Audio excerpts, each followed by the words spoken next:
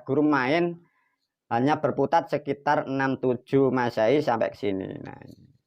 Nah, di dalam di sini 67 ini di atas sebelum Masehi ini diulas lebih detail, semoga bermanfaat ya. Dari sejarah adanya burung hong, ada burung ponik terus menjadi naga sampai terus proses sampai menjadi tenaga menjadi daya energi di dalam tubuh. Di dalam tubuh ada manuk, ada air feng shui, air di situ. Paham ya? Ada air nanti ada air kehidupan. Nah, ini baru diterangkan. 67 ya ke bawah 65 sampai sebelum Masehi. Nah, inilah para pemirsa. Di sini nanti ada mulai Bismillahirrahmanirrahim. Sebenarnya dulu ini kan Bismillahirrahmanirrahim, tapi guru tidak masuk di sana karena kalian sudah mengetahui hanya di sini. Maka di tahun 67 ini guru menerangkan Bismillahirrahmanirrahim. Dan melalui video ini guru berpesan ya. Coba dikasih figur. Para murid, para santri, juga para pemirsa, khususnya murid dan santri ya, dipahami betul ya. Apa-apa yang sudah diajarkan guru ya, itu di kitabnya, di videonya, itu tolong dijaga. Syukur-syukur para murid santri atau pemirsa, kalian yang peduli dengan intelektual atau milik Jawa atau milik negara Bumi Pancasila, ini Anda harus menjaga ya. Mengapa guru? Karena apa yang diajarkan guru, apa yang diterangkan guru, seluruh Jawa tidak ada yang tahu, seluruh Indonesia tidak ada yang tahu, bahkan seluruh dunia tidak akan pernah ada yang tahu. Karena semua ini kalau diterangkan, semua ini berdasarkan apa yang sudah terjadi, bahasa keilmuannya, ini semua adalah wahyu. Jadi tidak ada yang ngerti. Tatkala ini bermanfaat dan valid dan solid, artinya ini harus terjaga dan dilindungi. Anggap saja semua ini hak cipta miliknya gurumu. Agar jangan sampai nanti dicuri diambil oleh orang Arab lagi. Dan jangan sampai dicuri diambil oleh Majelis Ulama Indonesia. Itu nanti kalau dipotong-potong, dijual, itu ditawarkan di rakyat, nanti dipajaki lagi loh Anda ya. Ini khususnya Anda generasi muda yang ngerti hukum. Video-video guru ini tolong disimpan ya. Ini karena apa? Ini hak cipta, hak intelektual. Dan juga informasi ya, bagi murid dan santri juga pemirsa, sebenarnya kitab guru ditulis sudah sejak tahun, anggap saja 2000 sudah tertulis tersusun. Dan pada tahun sampai 2015 ya, agar kalian tahu, barangkali di sana-sana ada manusia menerangkan keilmuan atau bahasanya hampir sama. Itu pada waktu Presiden Republik Indonesia Bapak Jokowi mulai menjabat presiden pertama, kurang lebih kalau tidak salah tahun 2015 Masehi, itu dikirim guru 7 kitab. Dan pada waktu itu kalau tidak salah, guru pun juga agak lupa, kemungkinan Menteri Pendidikannya itu Bapak Anies Baswedan, itu juga dikirim guru 7 kitab. Tapi tidak mengerti itu sampai kepada beliau atau dipotong di bawahannya atau disembunyikan, guru sendiri tidak tahu. Artinya kitab dan ilmu-ilmu guru itu sudah disampaikan kepada negara. Karena tidak ada yang mengajarkan, tidak ada yang menerangkan, kemungkinan beliau-beliau pun juga tidak tahu. Lantas di sekitar wilayah guru, waktu guru di kota atau Kabupaten Mojokerto, itu di Dinas Pendidikan Kabupaten Mojokerto pada tahun 2015, itu juga diberi 7 kitab ya oleh guru. Terus ada di Koramil Mojokerto Kota, itu juga diberi 7 kitab. Terus di media massa Jawa Pos yang di Kabupaten Mojokerto di Jalan Suko, itu juga diberi 7 kitab oleh guru. Dan banyak murid dan santri yang sudah diberi kitab guru, kemungkinan sudah ribuan eksemplar. Artinya bila di sana-sana itu hampir sama, semua itu hak cipta, itu karya dari aku adalah gurumu. Sehingga tatkala di sana nanti jangan sampai ada yang menyalahgunakan. Karena kitab guru itu terangkai, jadi manusia tak akan mampu menerangkan 1 kitab. Meskipun itu 7 kitab, itu hanya bisa membaca, tidak mengerti jalur-jalurnya, sekup-sekupnya, ukurannya, ruang waktunya tidak tahu. Melalui video ini kembali lagi guru menerangkan, khususnya murid dan santri, hak intelektual ini tolong dijaga dan dilindungi. Semoga tahun-tahun ke depan bisa dimasukkan ke ranah hak milik secara pribadi dan hak milik atas nama negara. Artinya keilmuan guru ini harus dimiliki negara. Ini yang harus dijaga ya. Baik para murid, ini sedikit informasi, masuk kembali substansi.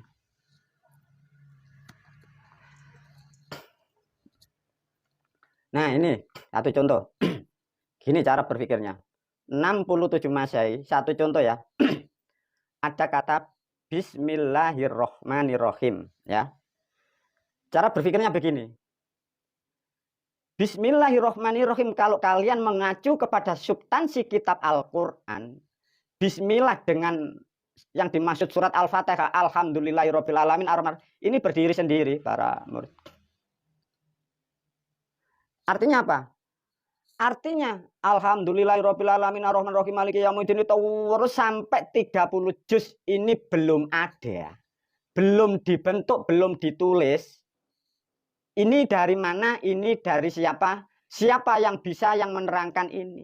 Karena ini belum ada waktu dulu ini. Apalagi hadis-hadis. Ini loh, pada 67 ini. Nah, sebagian para pemirsa kadang yang tidak paham juga murid dan santri. Guru nyebut huruf yang di bismillah katanya kok 20, saya hitung kok 19. Ini loh para murid, para santri dan pemirsa. Yang di sini loh disandi sama leluhur Anda. Ini loh alif ini loh yang tidak diketahui manusia. Ini berdiri sendiri. Nah, di sini untuk diketahui para murid dan santri, sebenarnya dan faktanya huruf hijaiyah dari Jawa 67 Masehi dan sampai sebelum, alif sampai iya itu dibuat 30. Itu konsonan atau huruf ya. Huruf hidup. Lah huruf hidup alif sampai iya itu terangkai terkonek dengan Honocoroko yang 20. Honocoroko ini juga huruf hidup. Bila ditarik simpel sederhana, maunya leluhur kita dulu yang mempunyai sebutan 9 dewa atau wali wolu songo tinari, Honocoroko ini adalah isinya, ini loh, isi pelakunya, ini isinya. Maksudnya diberi wadah atau diberi baju. Nah, ini sejarahnya.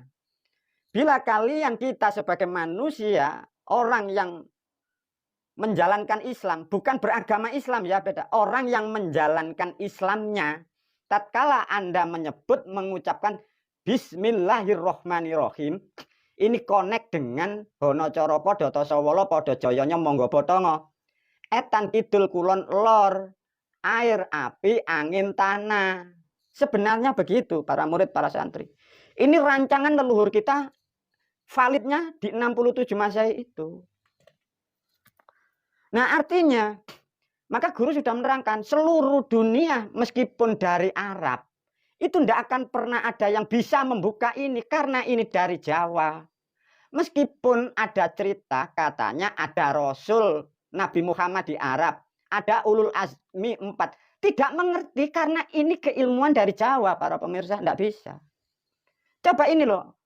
Alhamdulillah ini loh belum ada. Ini aja loh poinnya di sini. Nah, begitulah hebatnya leluhur kalian itu menerangkan itu. Nah, yang dimaksud Bismillahirrohmanirrohim, apa hubungannya dengan burung hong, dengan nogo, dengan ababil, dengan burung kuntul, apa para murid? Kuntul, burung doro. Nah, apa hubungannya?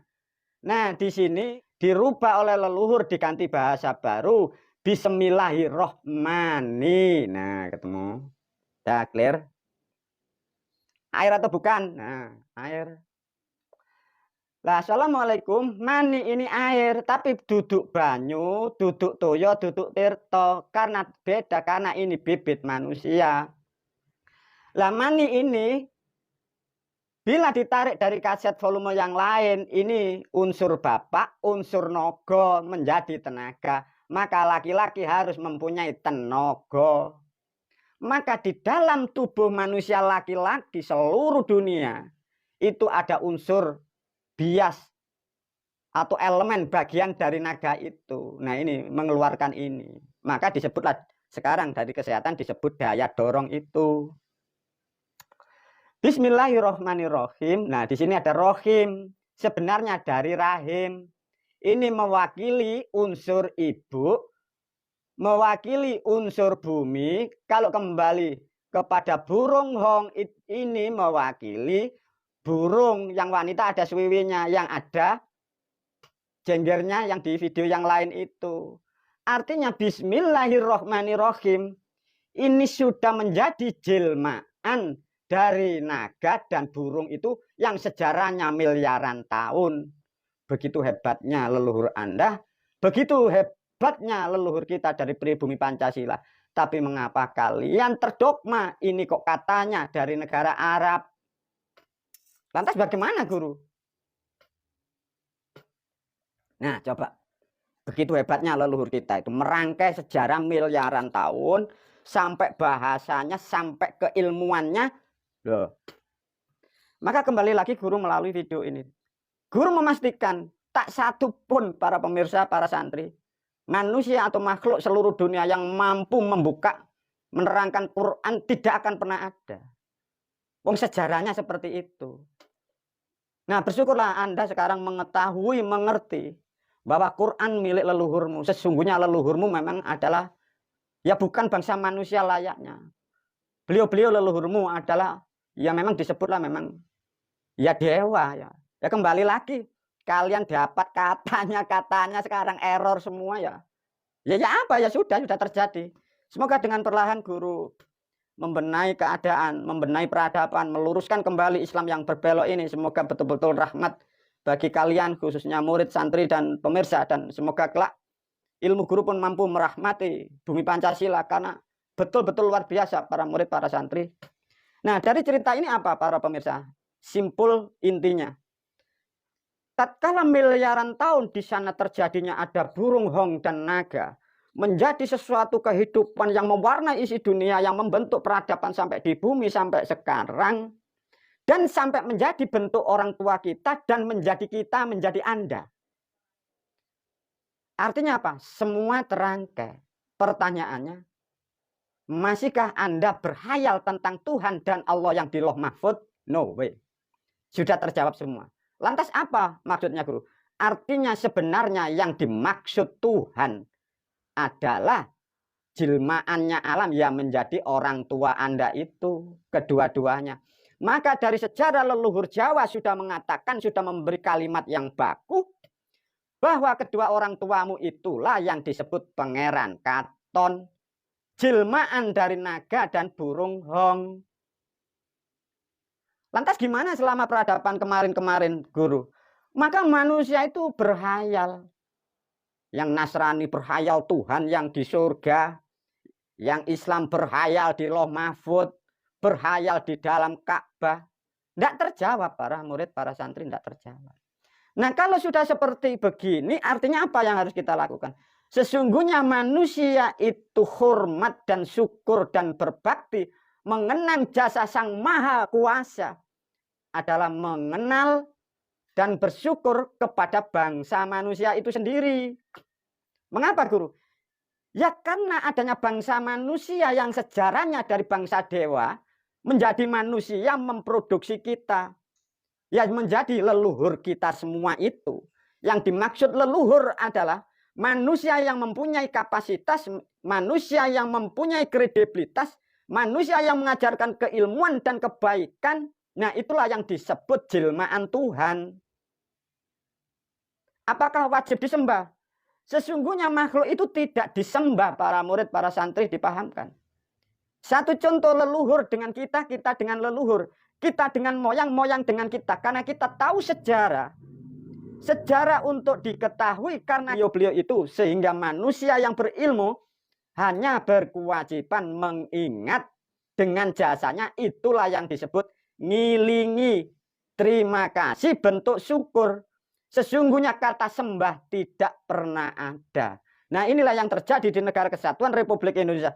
Karena terdogma kata sembah, sehingga opsi otak manusia berhalusinasi yang tidak sama dengan dia dikatakan salah. Justru dia yang terpelosok dalam bahasa yang tidak bisa dicerna itu.